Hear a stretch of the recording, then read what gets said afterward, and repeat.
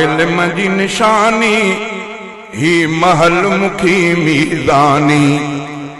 अनवार इल्म जी निशानी ही महल मुखी मीज़ानी। ही महल मुखी मीज़ानी ही महल मुखी मीज़ानी। अनवार इल्म जी निशानी ही महल मुखी मीज़ानी। कुरान जो फैज़ निरालो सुन्नत जो समर ऐं हवालो। कुरान जो फैज़ निरालो सुन्नत जो समर ऐं हवालो। पहचान जो पाक पियालो पहचान जो पाक पियालो। हितराज रवाही रबानी। अनवार इल्म जी निशानी ही महल मुखी मीज़ानी। अनवार इल्म जी निशानी ही महल मुखी मीज़ानी। इखलास अमल जो चारो तालीम जो पारस प्यारो। इखलास अमल जो चारो तालीम जो पारस प्यारो।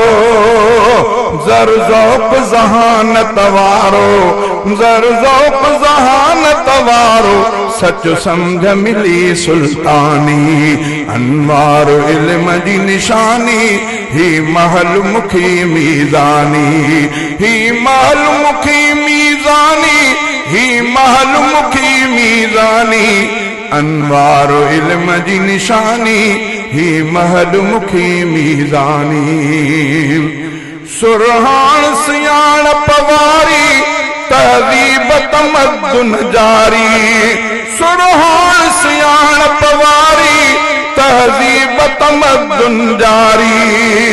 पह प्यार जो पोखल भारी पह प्यार जो पोखल भारी। अज़मत थी वधे इंसानी। अनवार इल्म जी निशानी ही महल मुखी मीज़ानी। अनवार इल्म जी निशानी ही महल मुखी मीज़ानी। मौलाना अब्दुल लतीफ़ा मरहूम मिसाल शरीफा। मौलाना अब्दुल लतीफ़ा मरहूम मिसाल शरीफा। जो लायक लख तारीफ़ा जो लायक लख तारीफ़ा। इन माग जो सोबानी। अनवार इल्म जी निशानी ही महल मुखी मीज़ानी। तदरीस जो हीरो तर में आसाई सिंधी नजर में। तदरीस जो हीरो तर में आसाई सिंधी नजर में। गॾु साईं ॾाढो सफ़र में गॾु साईं ॾाढो सफ़र में। उस्ताद सभई लासानी। अनवार इल्म जी निशानी ही महल मुखी मीज़ानी। ही महल मुखी मीज़ानी ही महल मुखी मीज़ानी। अनवार इल्म जी निशानी ही महल मुखी मीज़ानी। सैफुल्लाह सबक सच वारो हाले जवी मुल्मो चारो।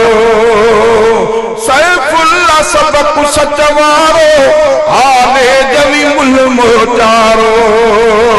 हिन चंड सचम के कंडियारो हिन चंड सचम के हिन चंड सचम के कंडियारो। सव साल खरम ज़रवानी। अनवार इल्म जी निशानी ही महल मुखी मीज़ानी।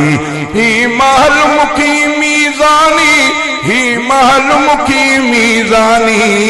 अनवार इल्म जी निशानी ही महल मुखी मीज़ानी।